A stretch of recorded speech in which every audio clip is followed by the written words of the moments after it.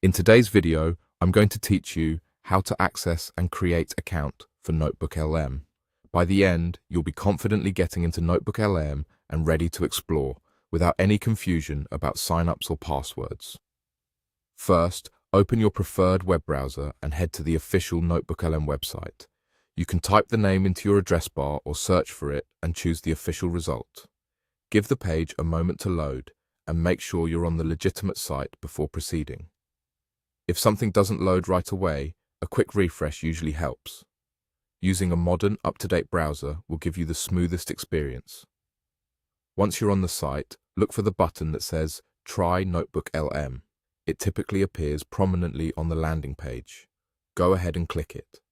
This will start the process of getting you set up. From here, simply follow the prompts you see on your screen.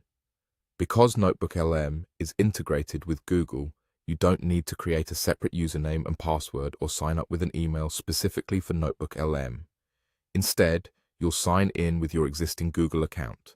If your browser is already signed in, you might see your account listed. Choose the one you want to use. If prompted, enter your Google credentials securely. You may also be asked to review terms, confirm your country or age, or grant basic permissions needed for the service to work. Take a moment to read any notices and click Continue or Agree when you're comfortable.